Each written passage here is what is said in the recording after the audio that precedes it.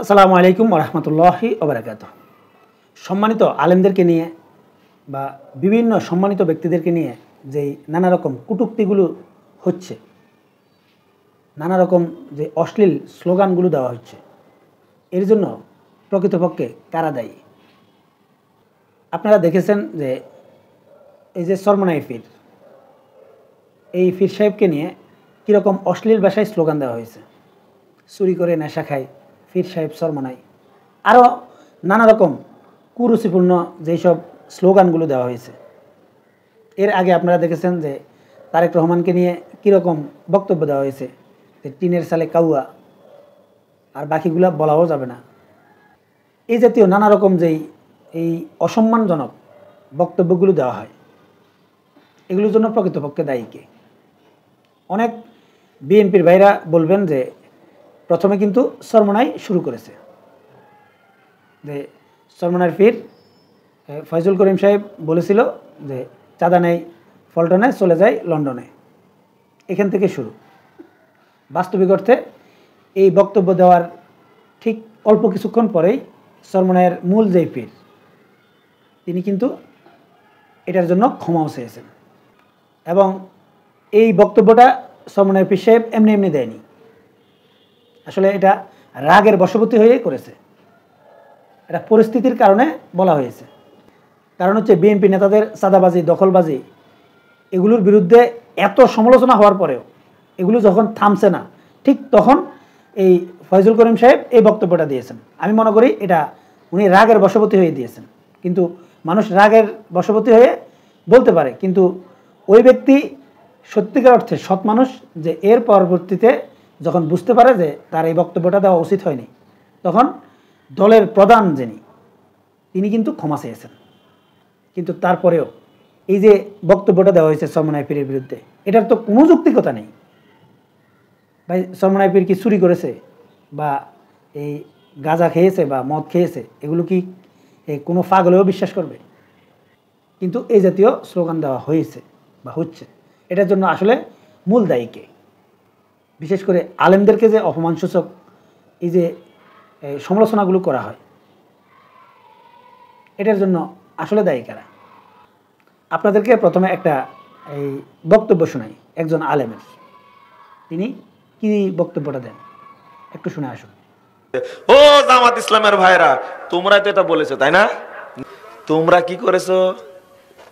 একবার খালেদার আসলের তলে আর একবার হাসেনের আসলের তলে ওইসব আমাদের নাই। ভোটের জন্য ইমান বিক্রি করতে পারি না, বরং ইমানের জন্য জীবন বিক্রি করতে পারি আমরা। আহলে হাদিসদের লাগেন কেন? আহলে হাদিসরা চলবে না, আপনাদের চলবে না। এই বক্তব্য থেকে আপনারা কোনো কিছু কি বুঝতে পেরেছেন বা সূক্ষ্মভাবে কোনো কিছু চিন্তা করেছেন? যেই বক্তার বক্তব্যটা শুনছেন, তার নামটা অবশ্যই আপনারা জানেন, এবং তিনি অত্যন্ত পরিচিত বাংলাদেশের একজন বক্তা। কিন্তু তার মুখের ভাষাটা শুনুন। শেখ হাসিনা এবং খালেদা জিয়াকে নিয়ে অনেক ধরনের সমালোচনা করা যায়, কিন্তু সমালোচনার ভাষাটা কেমন হওয়া উচিত? একজন এই ব্যক্তিত্ব সম্পন্ন কোনো মানুষ কারো সমালোচনা করতে গেলেও ন্যূনতম যে সম্মানবোধ, সেটা দিয়ে তারপর সমালোচনা করে। কিন্তু তিনি কিভাবে সমালোচনা করেছেন, যে নারীদের আঁচলের নিচে কাদেরকে নিচ্ছেন?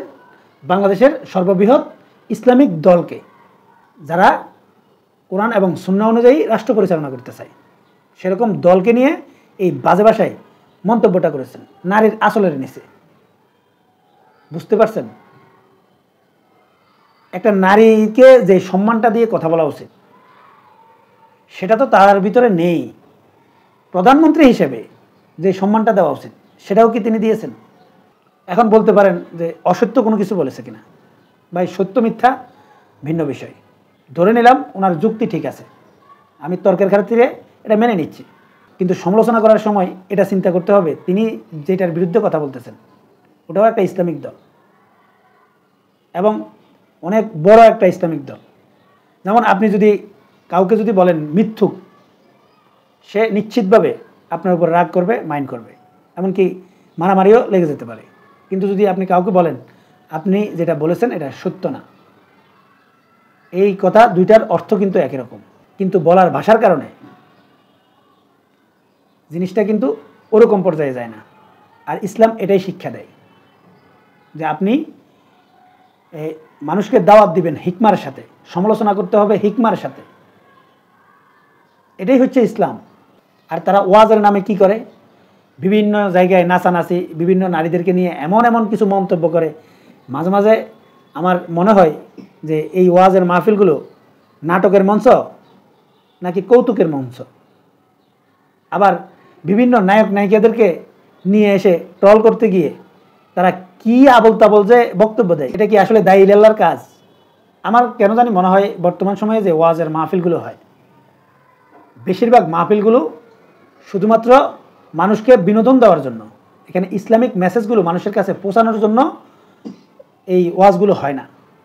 এবং যেই বক্তা যত বেশি বিনোদন দিতে পারে সেই বক্তা তত বেশি জনপ্রিয়।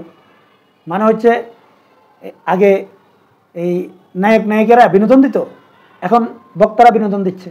আবার কিছু বক্তাকে পাবেন যে একেবারে প্রেম বিশেষজ্ঞ, এই জাতীয় নানা রকম অহেতুক বক্তব্যগুলো আপনারা দেখেন। এমনকি একটা আলেম আরেকটা আলেমের বিরুদ্ধে যখন সমালোচনা করে, ন্যূনতম যে সম্মানটা রাখা দরকার তারা সেটা দেয় না। একজন আলেম যখন অন্য আলেমকে ন্যূনতম সম্মান দিয়ে সমালোচনা করে না, তখন সেই আলেমরা কিভাবে এটা প্রত্যাশা করে যে যাদেরকে তারা মূর্খ মনে করে, ইসলামিক জ্ঞান নাই মনে করে, তারা তাদের সমালোচনা করতে গিয়ে কোন ভাষাটা ব্যবহার করবে? আলেমরা যদি জ্ঞানী হয় তাহলে তারা যেটা শিখাবে সেটাই কিন্তু ফিডব্যাক পাবে। এখন আলেমরা কি করছে, একটা দল আরেকটা দলের যখন সমালোচনা করে, এক আলেম যখন আরেক আলেমের বিরুদ্ধে সমালোচনা করে, তখন ন্যূনতম যেই শিষ্টাচার এটা কি থাকে বা রাখে? আমি মনে করি যদি আলেমরা যদি নিজেরা নিজেদের এই সম্মান না রাখতে পারে এবং একে অন্যের বিরুদ্ধে সমালোচনা করতে গিয়ে যদি সম্মান রেখে সমালোচনা না করে, তাহলে তারা এই জাতীয় ফিডব্যাক পাবে। আর এটার জন্য দায়ী আমি মনে করি বাংলাদেশের কিছু বক্তারা, যারা নিজেদেরকে অনেক বড় পণ্ডিত মনে করে এবং নিজেদেরকে দায়ী ইলাল্লাহ মনে করে, কিন্তু বাস্তবিক অর্থে এরা দায়ী ইলাল্লাহ না।